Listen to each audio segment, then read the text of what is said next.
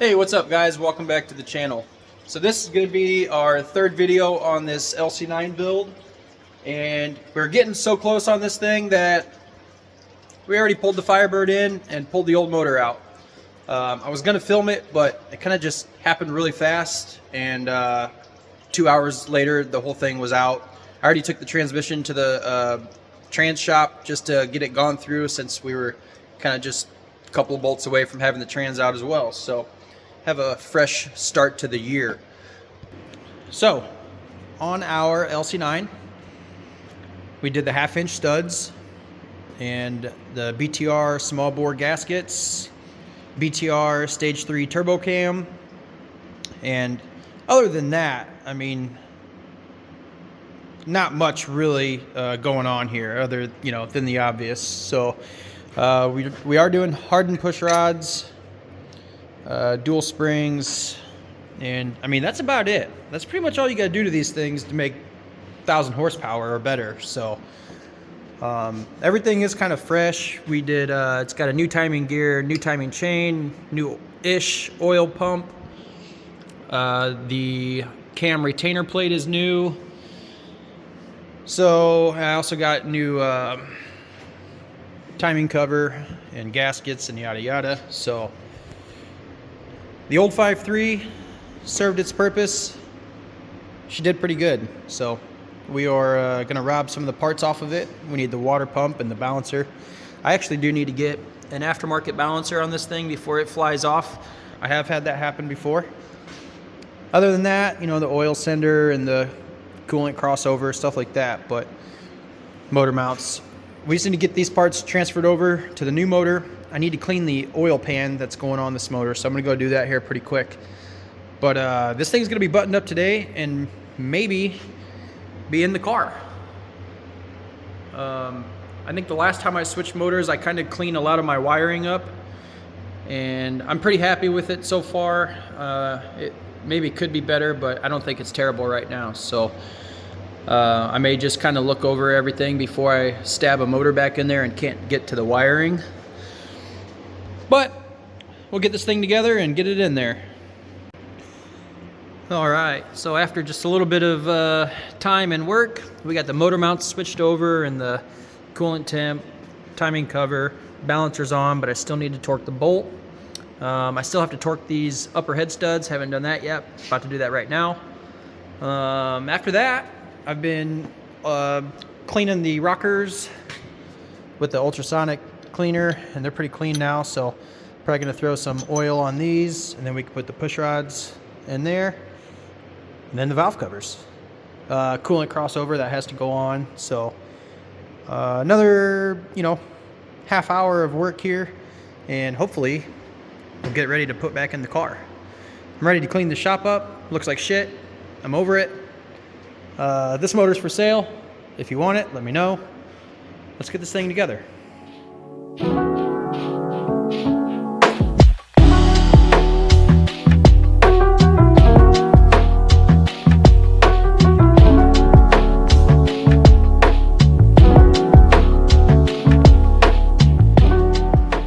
So this thing's coming together pretty nicely. There's a few things that we have to do to convert my Gen 3 stuff. I had a Gen 3 5.3 in there, but now we're putting in a Gen 4 motor. So the harness we can still use, but we have to modify a few things. So starting off with the crank sensor, we can use the crank sensor, even though that these are a 5-volt reference and the car has a 12-volt in it. We can switch the power on that from 5-volt to 12-volt. I have to cut a wire and move it to a different location. But when it comes to the plug itself, the plugs are actually slightly different. And the difference is, you'll see that little groove. Try to get the right angle. There we go. There's that little bump out, or a guide, or whatever you want to call it.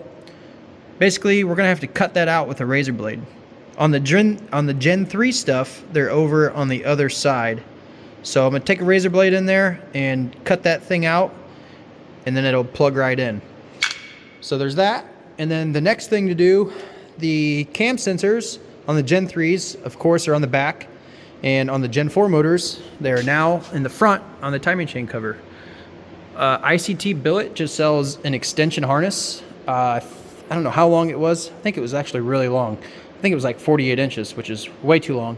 We'll try to either cut some out or bundle it up somewhere where it's kind of hidden. But basically, we're just going to extend the cam sensor wiring, plugs right in from up that area, and then it'll go above the intake and then shoot down to here. So I can't put the water pump on until that comes in tomorrow, and then I can put the cam sensor in after that. But I think we're about ready to put this thing in the car. Okay, so here's a close-up of that. We got that tab cut out of there with the razor blade. Make sure it's a sharp razor blade. It's kind of tricky. I do have this thing chucked up in the vise. Obviously, make sure you get those chunks of plastic out of there before you plug it in, but that's really all you have to do to convert it over. So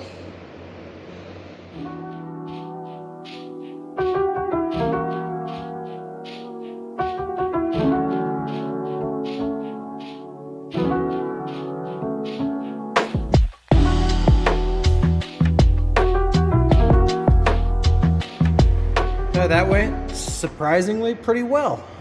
Got her sitting in there. About halfway in, I realized that this harness is on the inside. My engine harness and computer are in the engine bay on this car because I was too lazy to put a hole in the firewall and then take out the dash and mount the ECU underneath the dash because there's a lot of stuff under there. So I mounted it right here, and the harness runs through there, and I need to tie into that harness or tap into it. Holley has this power tap that's available, and I use that to send a new 5-volt signal to the crank sensor. So luckily I can get to it right here. I was kind of worried that once I got the engine in I wasn't going to be able to get to it, but I can get to it just fine. So I do need to do that. And as far as like wiring differences between Gen 3 and Gen 4, the crank sensor harness extension, cam sensor harness extension, and shaving that little notch off the crank sensor is almost all you have to do, and then some computer adjustments, and that's about it. So it doesn't take rocket appliances, but it does take a little bit.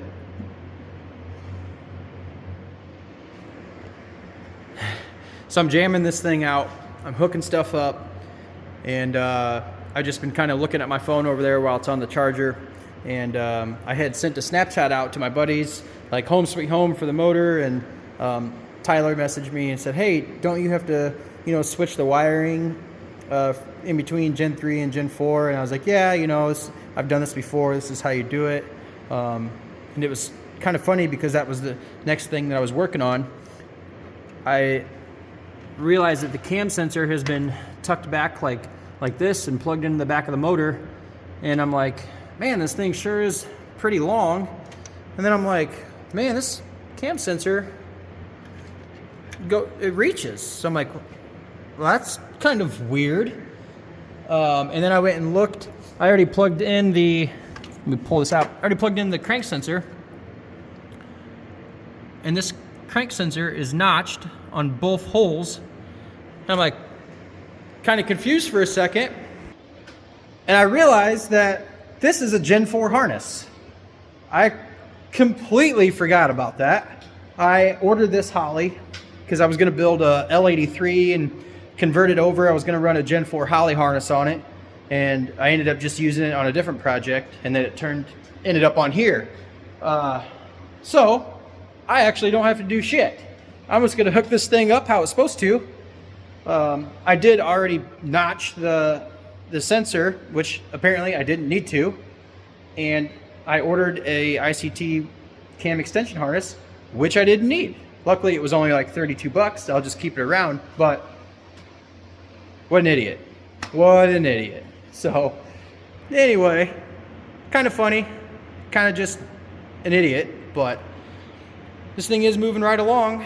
I think I'm about ready to put the intake on and button up some other front stuff. So it is the next morning, Saturday morning, and I came in pretty early to button this thing up as much as I can. I was here until like 8 last night trying to get this thing all together, and it's almost done.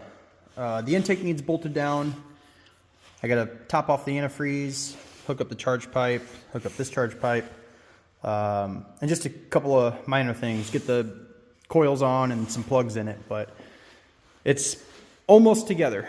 Hopefully that transmission gets done today, and I mean, we could be driving this thing this afternoon. That would be pretty killer, but I'm super excited to see some oil pressure, get this thing fired up. Hopefully it sounds pretty rowdy with the cam, and obviously make more power. Well, I'm at a loss here. I've been trying to start this thing up, even though it doesn't have a transmission in it. I'm trying to get this thing started and get a little bit of the, get the air pockets worked out, get the idle tune dialed in, but it will not start. I've put 5 crank sensors in it, 3 cam sensors. I've checked all of my wiring, all of my grounds. This block has 3 different grounds on it. It has one from each side of the chassis to the block, and then it has one main ground that goes from the battery to the back of the block. I've switched the Holly to a 58X. This is a 58X harness, so I've checked 5 volts at the crank sensor, and it still backfires like the timing is way off. I have got it to start for like 2 seconds, and then it just died. Couldn't get it started again. So I have no idea what's going on right now. So I'll show you what it's doing here. So let me turn the key on. We will, there we go. We will link up, right? And here you can see, okay, so this is what happens. We're watching RPM here. I'll turn the key and start cranking it over, and it'll start syncing, and then it'll see some RPM, and then it will error out and kind of backfire. It doesn't always backfire, but it does always error out on the RPM. Here we go, watch this. So that's not good, and I don't know why. I haven't figured that out yet. It basically shoots a huge fireball out of the exhaust, backfires. It's not happy. But why? I feel like I've done this 1,000 times, and I don't know. Battery's charged up. Like I've just checked all of the obvious stuff. I even went through my older videos, and when I was putting the motor together, I made sure that the cam gears and everything the cam gear was in sync and timed properly. It's got a new chain on it. I'm missing something somewhere, and I don't know what it is. If you happen to know, if you think you know, put it in the comments. I mean, I know sometimes I act like everything. I have done this a million times. This is nothing new, but I'm missing something. If you think you know what it is, put it in the comments. So that's going to end it for today's video. I think I'll jump on this project again in the next couple days, but it's been 1 year on YouTube. So that's pretty exciting. Kind of been like a roller coaster, up and down. I'm excited for the summer to hit so I can start putting out some cool racing content instead of just me wrenching on stuff in the shop. But right now, that's all I've got to do. So like, share, subscribe. Check out the merch website. I've got shirts and hoodies and hats. All that stuff's pretty cool. Anything helps. Well, we'll catch you on the next one. So thank you very much, and I'll see you later.